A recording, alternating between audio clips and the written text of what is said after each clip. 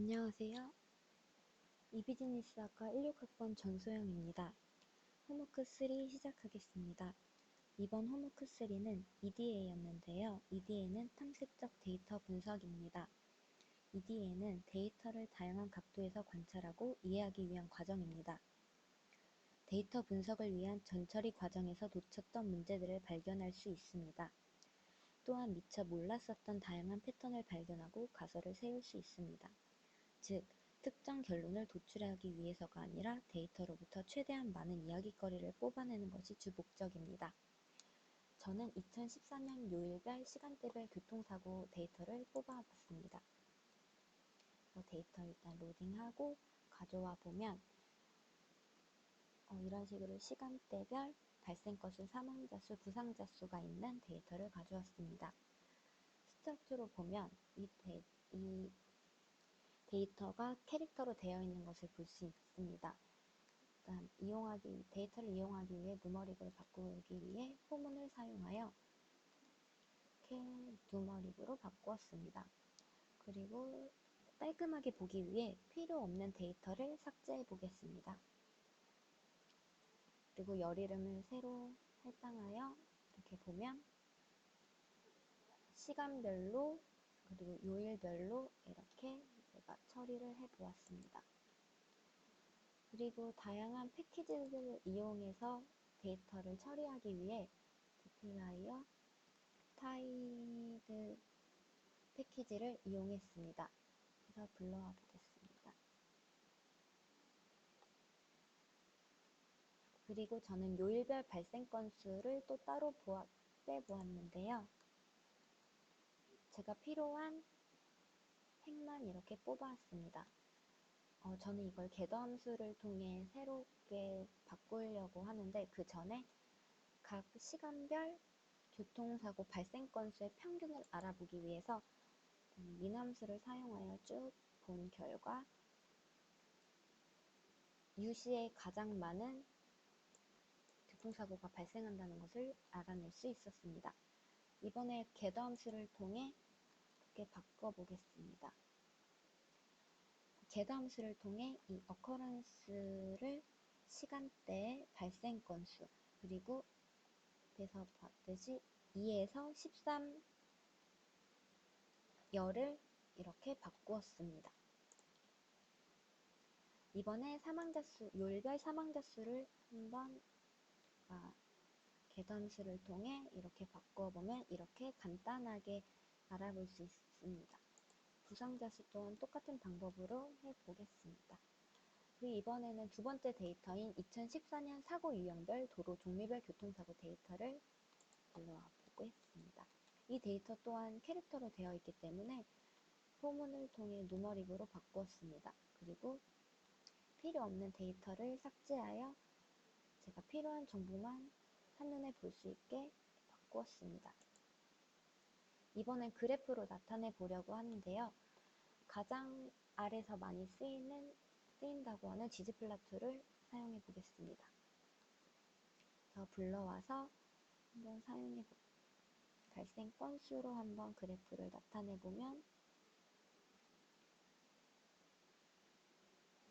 조금 로딩이 이렇게 나타나는데 유시에 가장 높은 걸 보니 유시 금요일에 가장 많이 교통사고 발생한다고 볼 수 있습니다.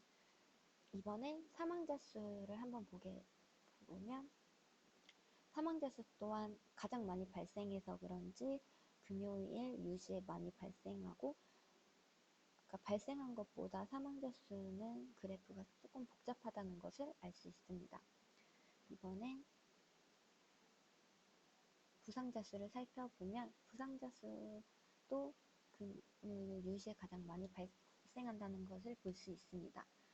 여기서 gg플롯은 이렇게 어떤 데이터를 사용하고 에스테틱이라고 예쁘게 꾸며주려고 하는 X축, Y축, 시간대를 X축, Y축을 발생 건수를 사용하고 라인 선그래프를 사용하려고 해서 컬러는 발생 요일, 그룹을 또 발생 요일로 묶어 이렇게 gg플롯을 사용해 보았습니다. 그리고 다양한 그냥 함수를 써보기 위해 클래스도 한번 써보고 어트리뷰트 속성도 한번 살펴보고 서머리를 통해 대략적인 그래프를 짐작해 보았습니다. 이번엔 바 그래프를 그릴 건데요. 저는 바 그래프를 그리기 전에 바 그래프는 색상 옵션으로 필 인수를 사용하고 3정도는 색상 옵션으로 컬러 인수를 사용한다는 것을 수업 시간과 강의 노트를 통해 배웠습니다. 이번에 바 그래프를 그려보는데요. 이번엔 두 번째 데이터를 사용해서 그려보았습니다.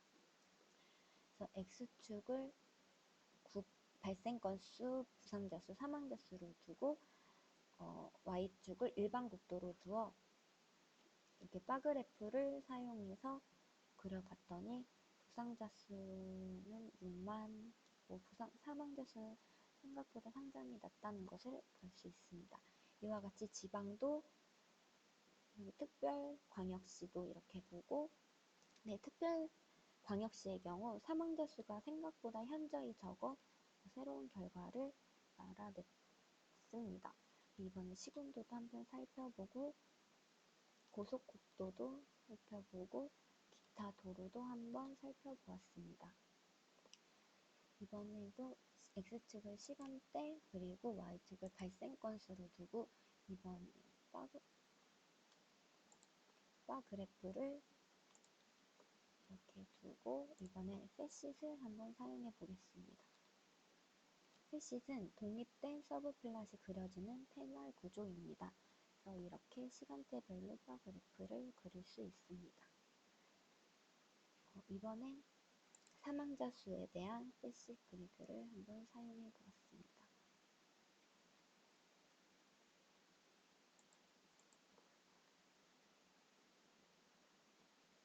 조금 시간이 걸리고 있습니다. 이번엔 부상자 수도 한번 살펴보겠습니다.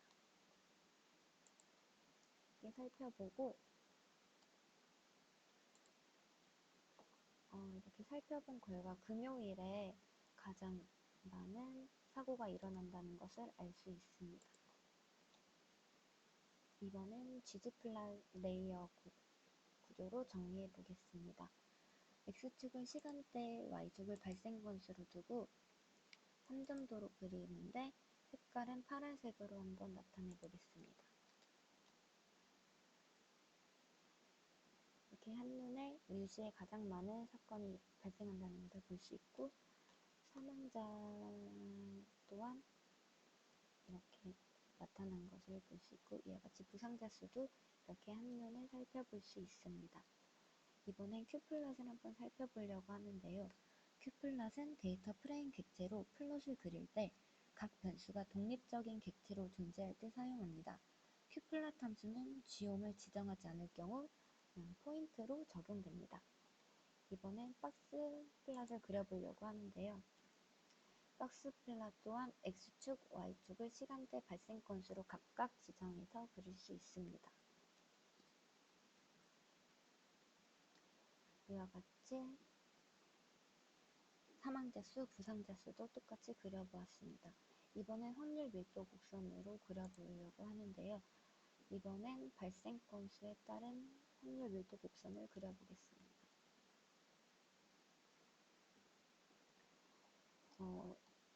이렇게 나타난 것 같이 3000에서 4000 사이 때 가장 많이 발생한다고 볼 수 있고 이번엔 사망자 수는 가운데 볼록한 정규 분포를 띄고 있는데 이렇게 한 60에서 많이 나타난다는 것을 볼 수 있습니다. 부상자도 한번 보면 이렇게 볼 수 있습니다. 이번엔 플랫딜리로 인터랙티브한 그래프를 그려보겠는데요. 이것은 이렇게 커서를 갖다 대면은 발생 건수를 상세하게 살펴볼 수 있어서 참 좋은 패키지인 것 같습니다. 이상으로 홈워크 3 마무리하겠습니다. 감사합니다.